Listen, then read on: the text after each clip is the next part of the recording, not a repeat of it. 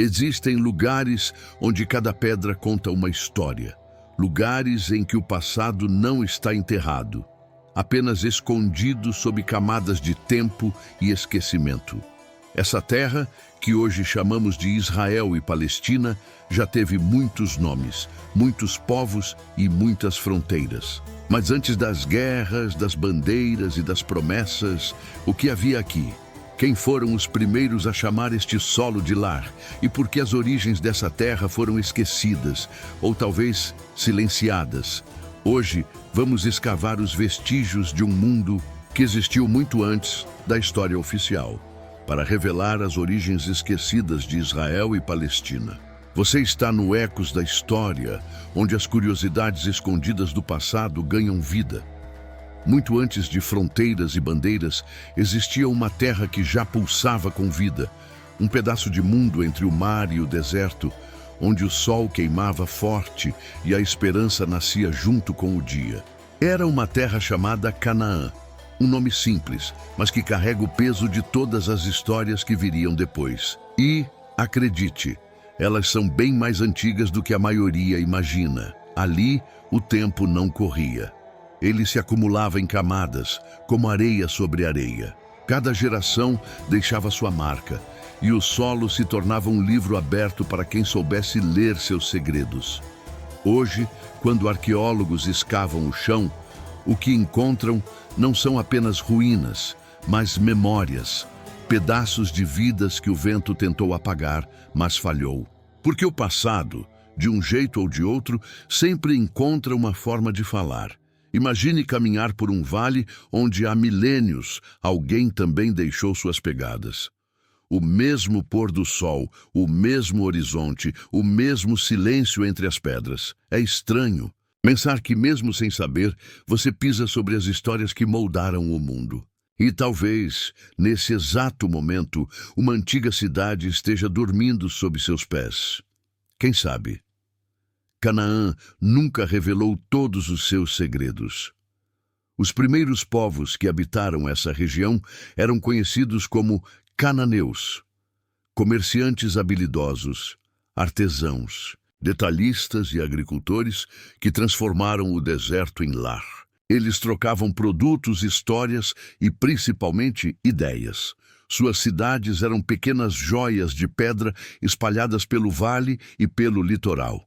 E mesmo sem redes sociais, conseguiam se comunicar com povos de terras distantes.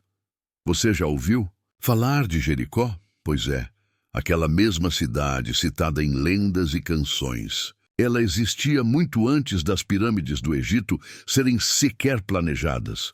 Jericó tinha muralhas, casas de pedra e um sistema de irrigação que deixaria qualquer engenheiro moderno curioso. E pensar que tudo isso foi construído quando o bronze ainda era uma novidade. Os cananeus não eram um povo isolado. Eram parte de um grande mosaico cultural que se estendia pelo Levante. Trocaram mercadorias com o Egito, o Chipre e até com regiões da Mesopotâmia. Eram como os influenciadores da Idade do Bronze, só que, em vez de curtidas, recebiam cobre, vinho e azeite. Sim, o comércio já era a linguagem universal. E sabe o que é fascinante? Mesmo com tantas trocas, eles nunca perderam suas tradições. Mantinham crenças ligadas à terra, às chuvas e às colheitas. Tudo girava em torno do ciclo da vida e da sobrevivência. Não havia guerras por fronteiras. Havia disputas por água, que era o verdadeiro ouro da época. As cidades cananeias eram independentes, mas conectadas.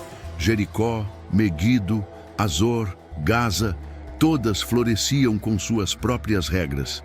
Mas algo unia essas pessoas: o respeito pela terra que lhes dava sustento.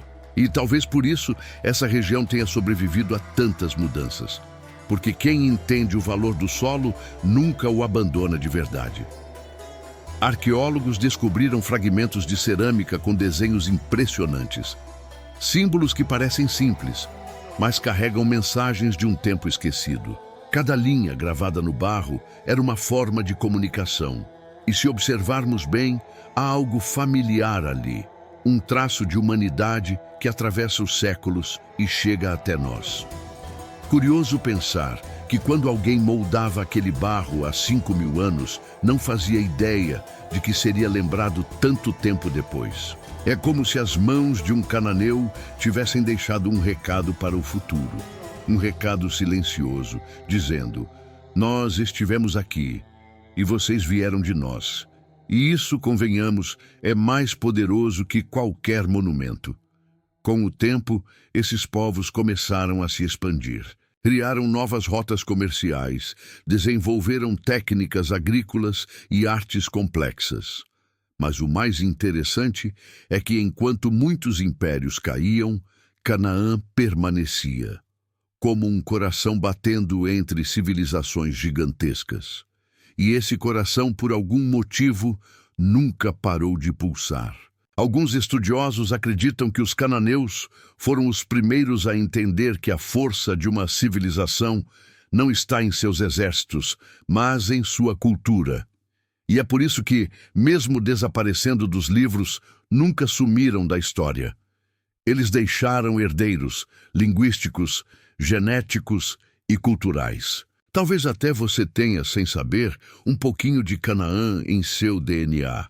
Essa ideia pode parecer romântica, mas tem base científica. Estudos modernos mostram que os povos atuais do Oriente Médio ainda carregam traços genéticos desses antigos habitantes. Ou seja, o sangue cananeu ainda corre, disfarçado sob novos nomes. As origens esquecidas, nem tão esquecidas assim.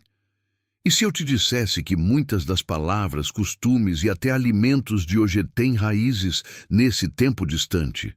Azeite, trigo, vinho, tudo começou ali entre colinas áridas e vales férteis. A cada refeição, você pode estar provando um pedacinho de Canaã sem perceber.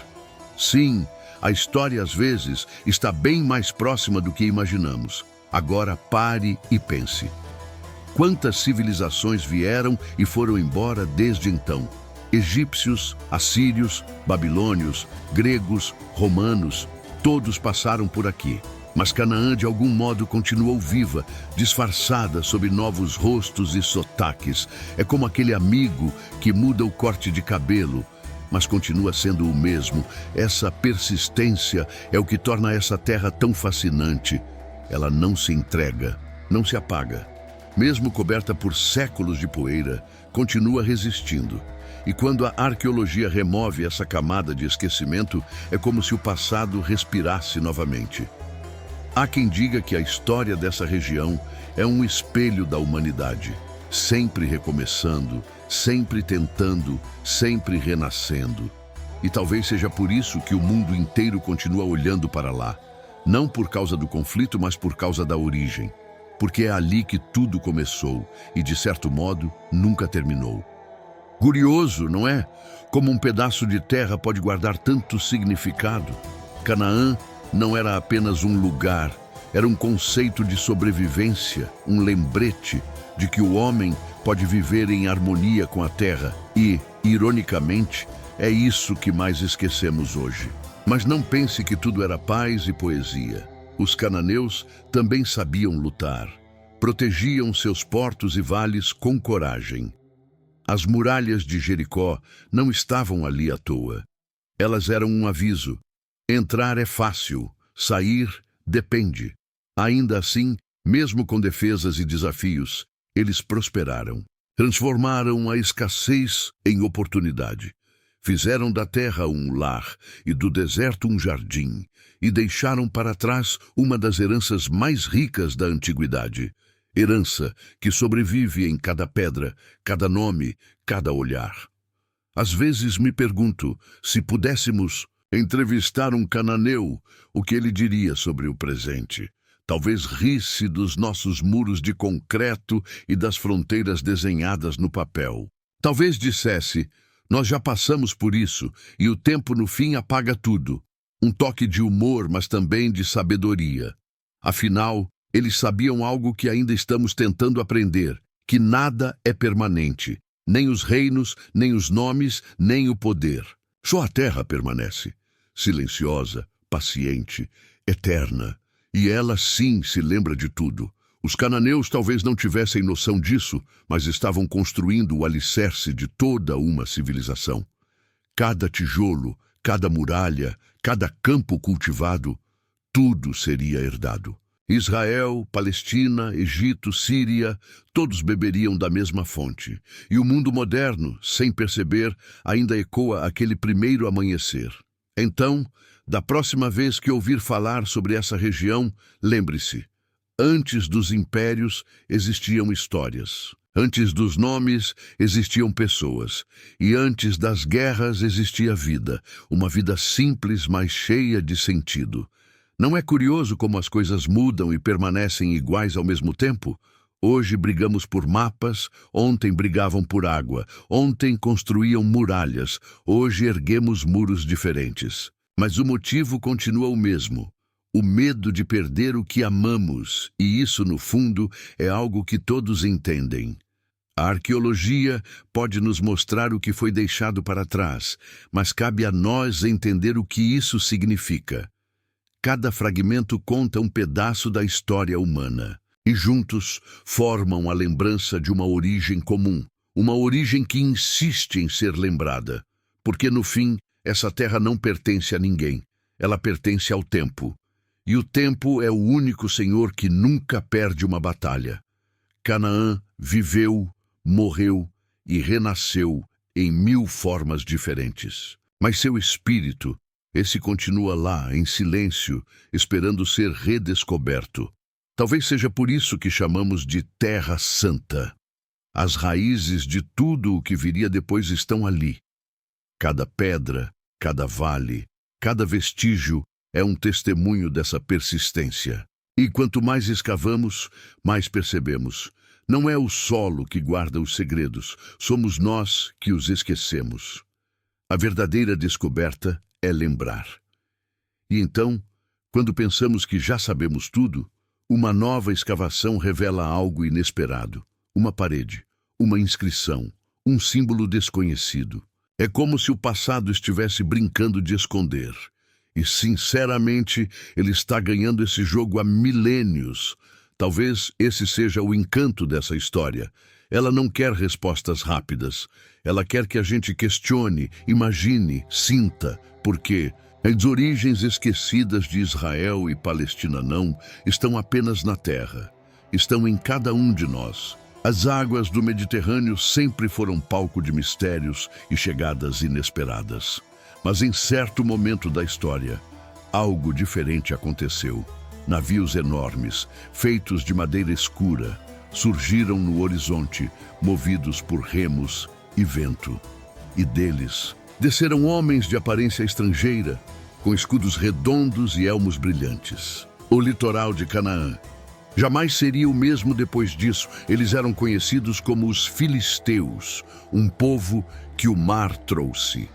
Vieram de terras distantes, talvez das ilhas do Egeu ou das costas do Mediterrâneo Ocidental. E não chegaram apenas para lutar, chegaram para ficar. Suas armas eram afiadas, mas sua maior força era a capacidade de adaptação. Eles sabiam construir, negociar e, principalmente, sobreviver. O impacto foi imediato. As antigas cidades cananeias olharam com desconfiança para os novos vizinhos. Afinal, quem eram aqueles estrangeiros de olhos claros e hábitos tão diferentes, trazendo consigo cerâmicas com desenhos nunca vistos e técnicas de metalurgia mais avançadas? Alguns os viam como invasores, outros como pioneiros, mas o tempo que tudo mistura fez o mesmo com eles. Os filisteus não permaneceram estranhos por muito tempo. Logo, estavam casando-se, trocando mercadorias e dividindo o pão com os povos locais. A arqueologia confirma isso. O DNA encontrado nas ruínas de Ashkelon mostra a fusão de culturas. Afinal, ninguém sobrevive milênios sem aprender a conviver. Você consegue imaginar a cena? Dois povos que no começo se olhavam com desconfiança, agora dividindo o mesmo mercado. Peixes, azeite, tecidos, vinhos, tudo circulando como se nada tivesse mudado. É como se o mar tivesse trazido novos capítulos, não uma guerra. E esses capítulos seriam escritos com o mesmo barro que já moldava a história local. Os filisteus se estabeleceram em 5 cidades principais: Gaza, Asdod, Ascalon, Gate e Ecrom, cidades que pulsavam com comércio, música e arquitetura impressionante para a época. Suas ruas eram vivas, cheias de vozes, tambores e aromas, e quem passava por ali sabia. O mar havia deixado sua marca naquelas pedras, uma marca que o tempo ainda não conseguiu apagar. Mas quem realmente eram eles? Heródoto, o antigo historiador grego, já mencionava povos misteriosos que cruzavam mares. Alguns estudiosos acreditam que faziam parte dos chamados povos do mar, grupos que migraram em massa após o colapso das civilizações do bronze. Mas talvez a verdade seja mais simples. Eram apenas pessoas buscando um novo lar. Pense bem. O que você faria se o seu mundo começasse a desmoronar? Se suas colheitas secassem, seus portos ruíssem e suas cidades fossem engolidas pelo fogo? Você também buscaria outro lugar para recomeçar. E foi isso que os filisteus fizeram. Deixaram o velho lar para tentar de novo, em uma nova terra. A chegada deles marca um ponto de virada na história do Oriente. A partir dali, o litoral do sul de Canaã se transformou em um corredor de culturas.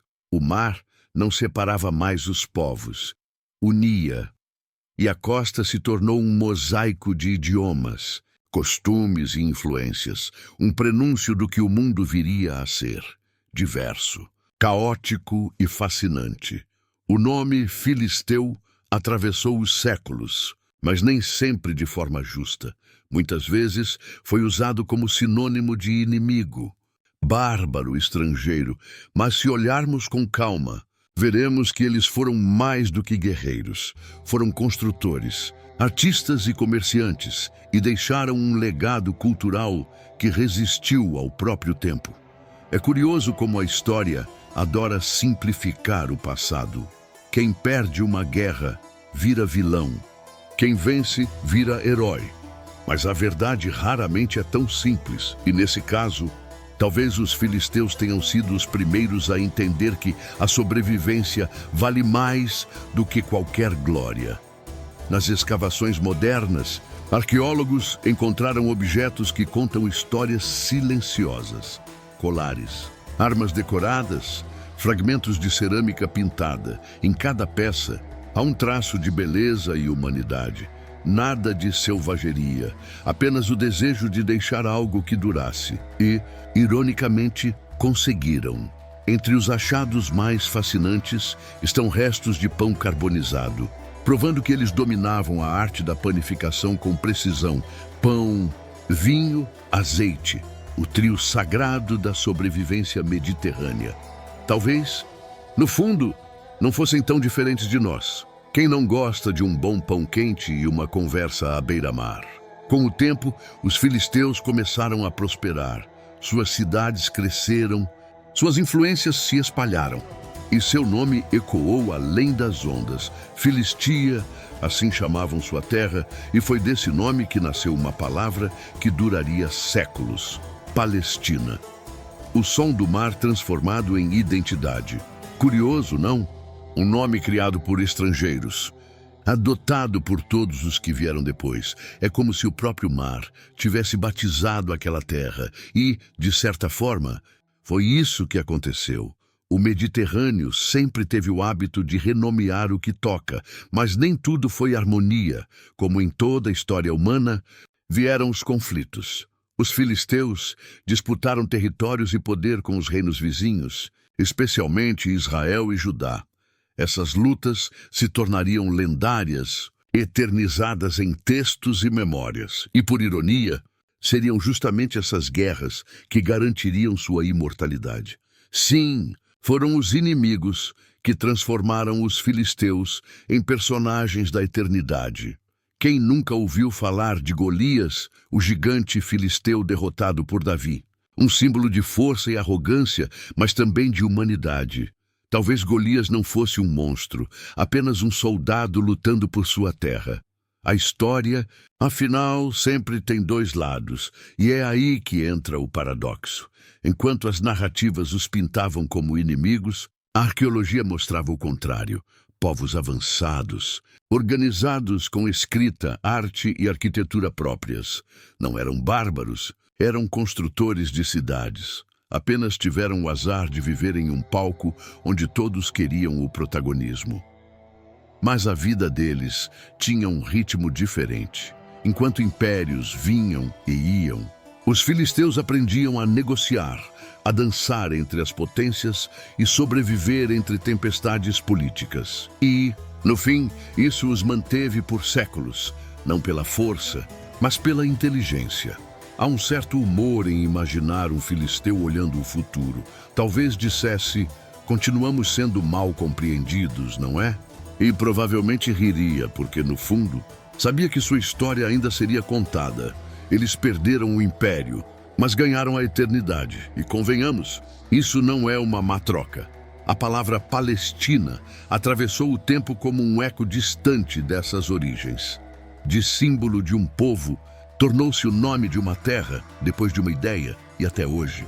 Continua carregando essa mistura de passado e promessa. Os filisteus podem ter desaparecido fisicamente, mas suas pegadas ainda estão gravadas nas praias de Gaza e Ascalon. Pense nisso da próxima vez que olhar o mapa. Debaixo de cada cidade moderna, há outra adormecida. Cada camada de areia guarda uma versão diferente da mesma história. E o mar, testemunha silenciosa, ainda sussurra. Eu os trouxe, eu os levei. Nada é mais eterno do que aquilo que o mar decide guardar. O mais incrível é que, sem perceber, os filisteus deram nome a uma terra que viraria o centro do mundo por milênios. Eles queriam apenas sobreviver e acabaram virando símbolo. E talvez seja por isso que, mesmo esquecidos, nunca deixaram de existir. Porque quem dá nome a um lugar nunca desaparece por completo. Assim, o mar fechou mais um ciclo, os navios se foram, os portos mudaram, mas o eco deles ainda vive, entre ondas, vento e areia, o passado continua chamando e, se escutarmos com atenção, dá para ouvir um sussurro antigo. Somos os filisteus. E esta é a nossa história. Enquanto os filisteus prosperavam no litoral, o interior da terra se enchia de movimento. Entre colinas e desertos, tribos nômades começavam a se reunir, unidas por algo mais forte que a sobrevivência. Eram pastores, agricultores, guerreiros, mas também sonhadores, homens e mulheres que acreditavam ter um propósito, o destino, ao que tudo indica. Começava a tomar forma. Essas tribos diziam ter uma aliança, um pacto com algo maior. E dessa crença nasceram as raízes do que chamamos hoje de Israel e Judá. Não eram grandes impérios no início, apenas pequenos grupos espalhados. Mas a fé deles era tão intensa que, aos poucos, se transformou em identidade. E essa identidade mudaria o rumo da história. As histórias desses povos atravessaram o tempo, narradas em pergaminhos, cânticos e memórias. Falam de pastores que viraram reis, de desertos que viraram reinos e de tendas que se tornaram templos. A Bíblia descreve um reino unido sob Davi e Salomão, um tempo de glória e sabedoria.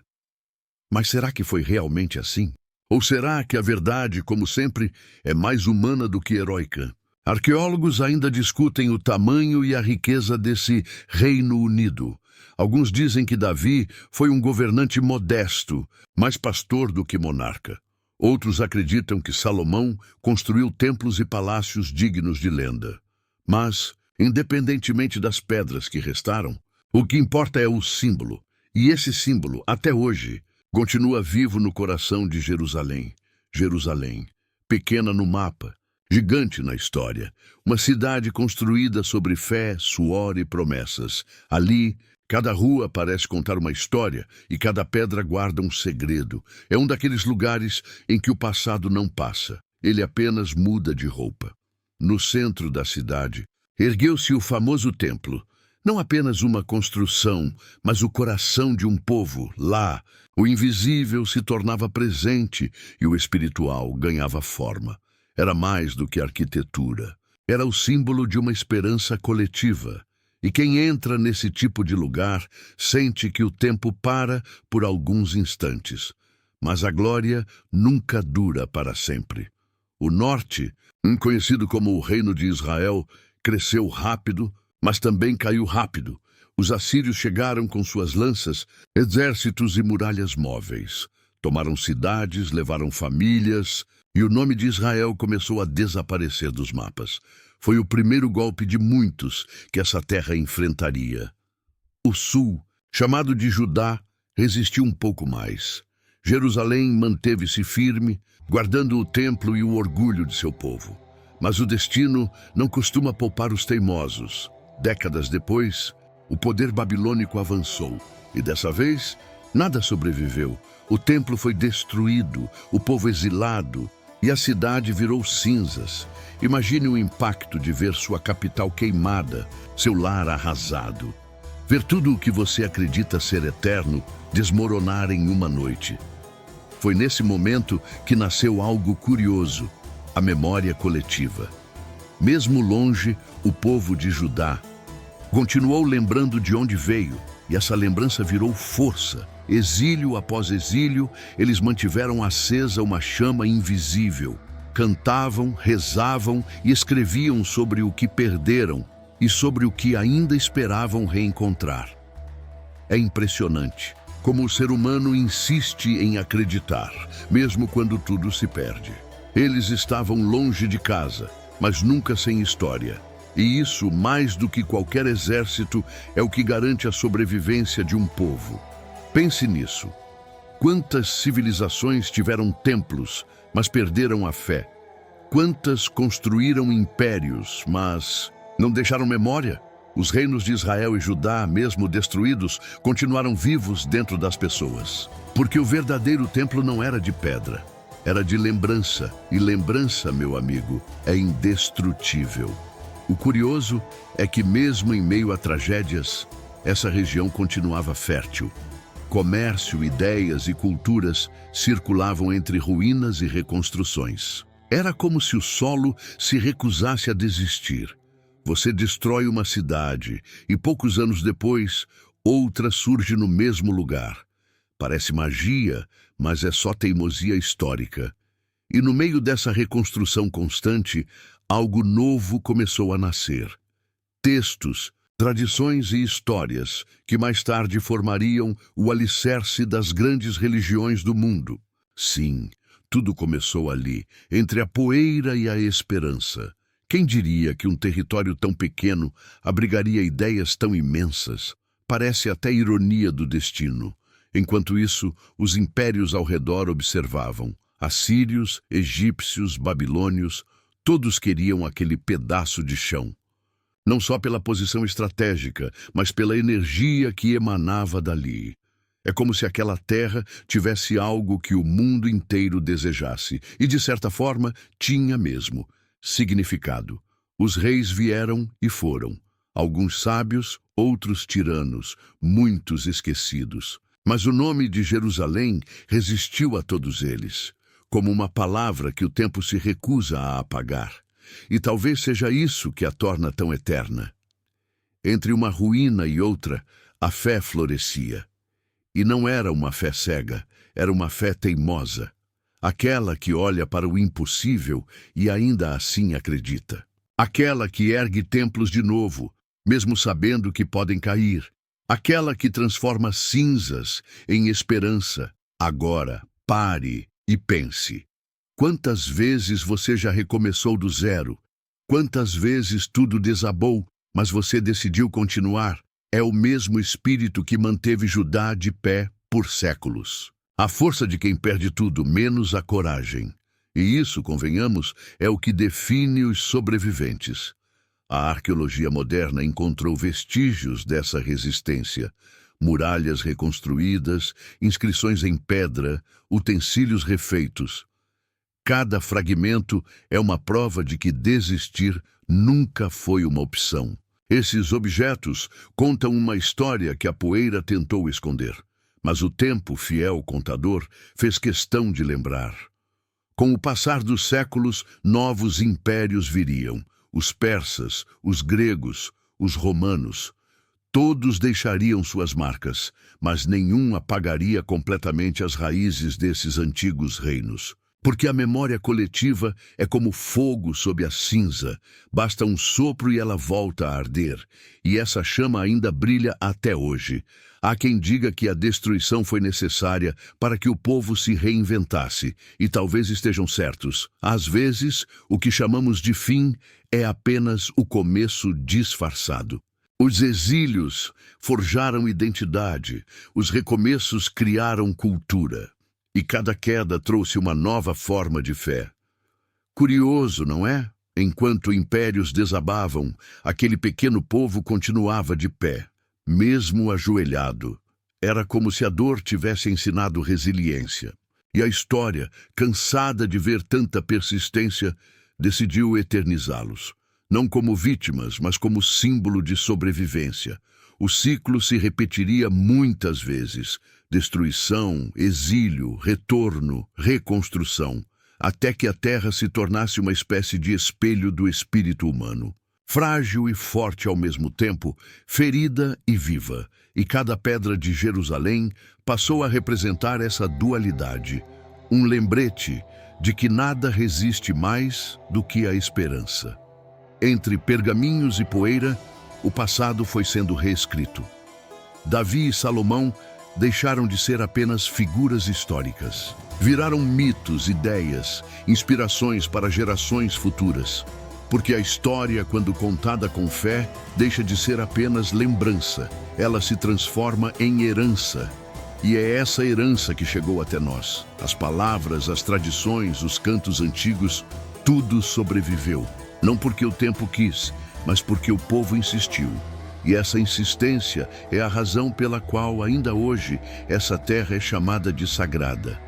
Porque onde há lembrança, há vida. Os reinos caíram, os templos foram destruídos, mas a história permaneceu. Israel e Judá se tornaram símbolos de algo maior do que poder. Tornaram-se o retrato da resistência humana diante da ruína. E talvez seja por isso que, mesmo milênios depois, ainda falamos deles. Porque toda vez que uma civilização recomeça, é como se eles renascessem juntos. O som das cornetas antigas já se perdeu no vento. As muralhas viraram poeira, as fogueiras se apagaram, mas o eco delas continua, viajando pelo tempo. E toda vez que o nome Jerusalém é pronunciado, essas histórias voltam a respirar.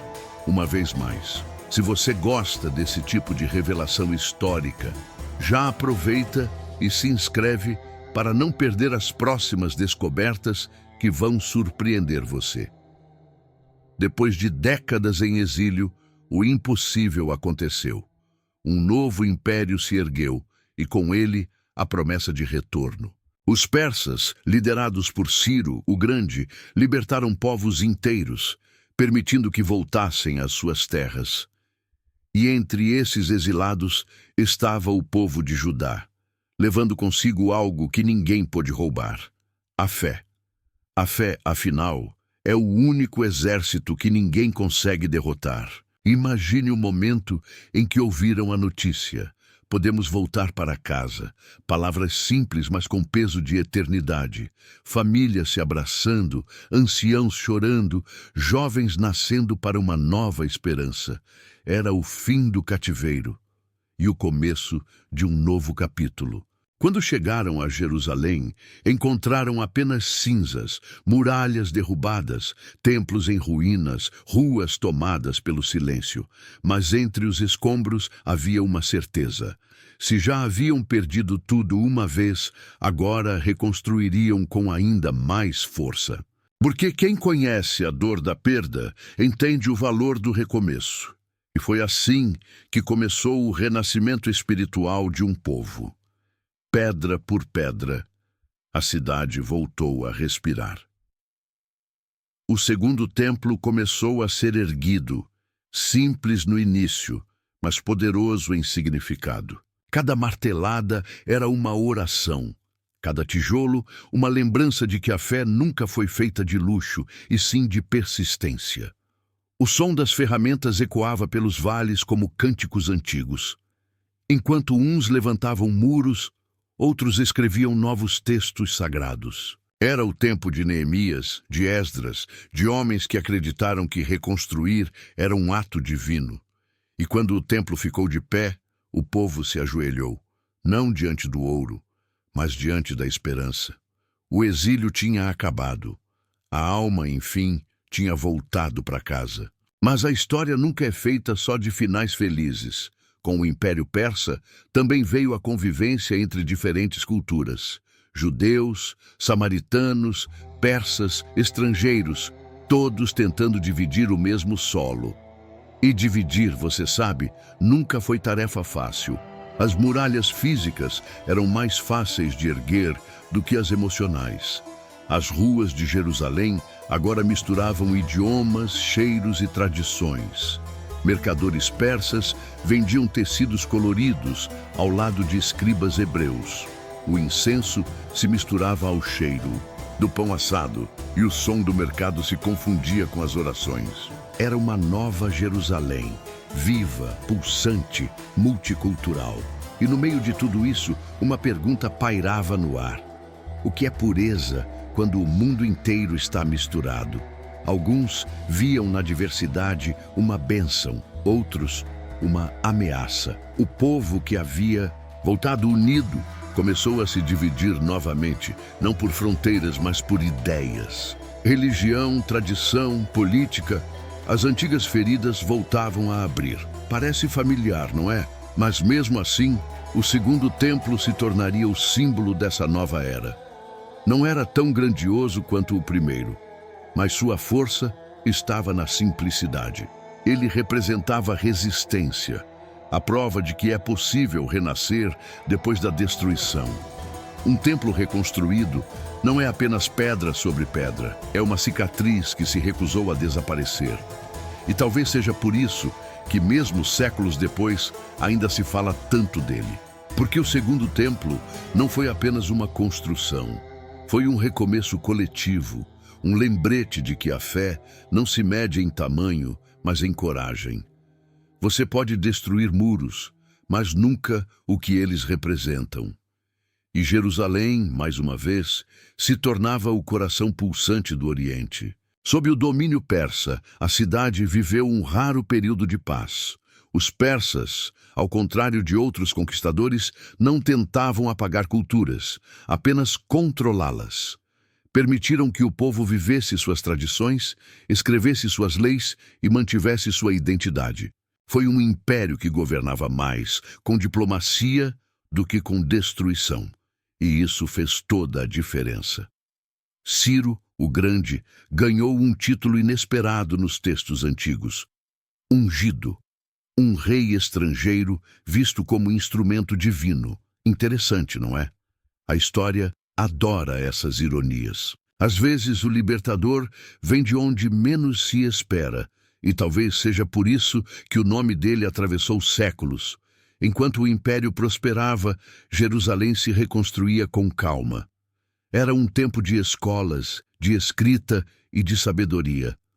Rolos de pergaminho eram copiados à mão, palavra por palavra. Textos antigos eram organizados, recontados e preservados.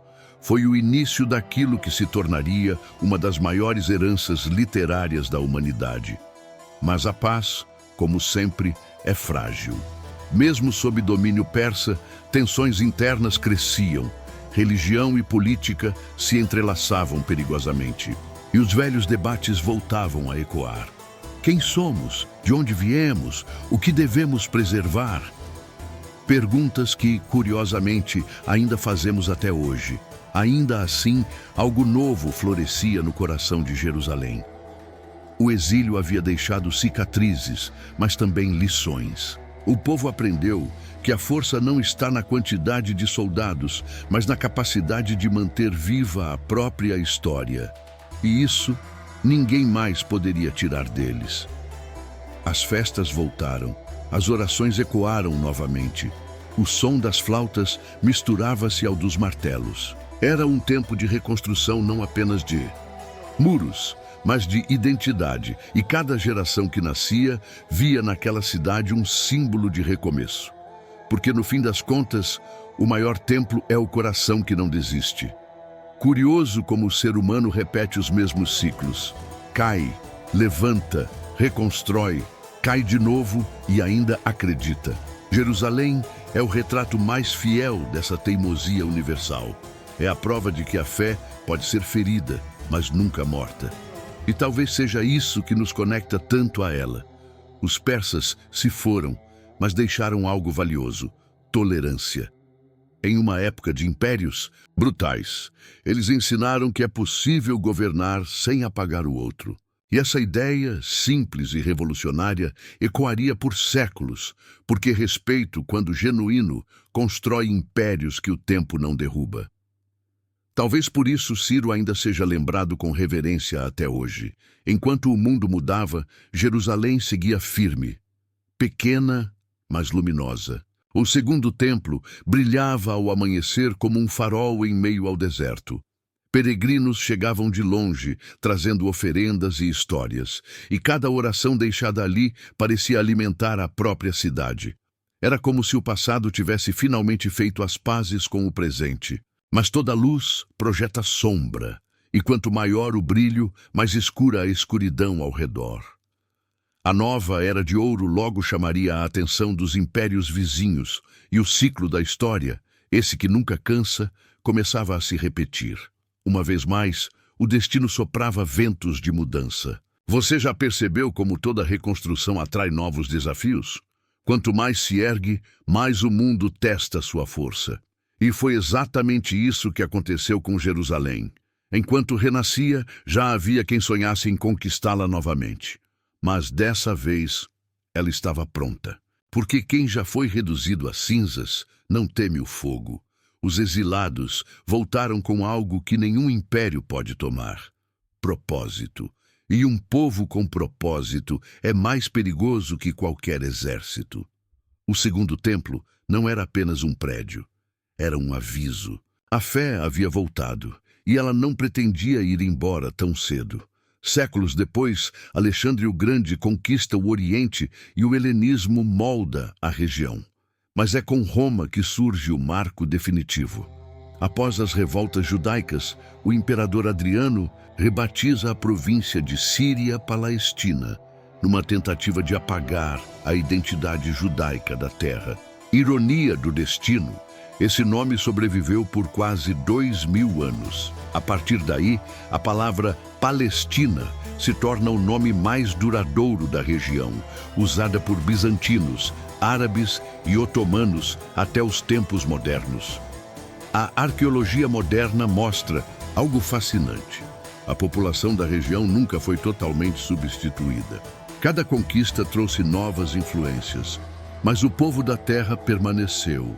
Cananeus, filisteus, israelitas, judeus, árabes, cristãos, todos descendem em parte dos mesmos ancestrais que pisaram essas areias milhares de anos atrás. E talvez seja essa a maior verdade esquecida. Por trás das diferenças modernas existe uma origem compartilhada. As origens de Israel e Palestina não pertencem a um único povo, mas a uma sucessão de civilizações que deixaram suas marcas nas pedras e na memória da Terra Santa. A história que hoje divide começou unindo, porque muito antes das bandeiras já existia a humanidade, vivendo, sonhando e orando sob o mesmo sol. E você?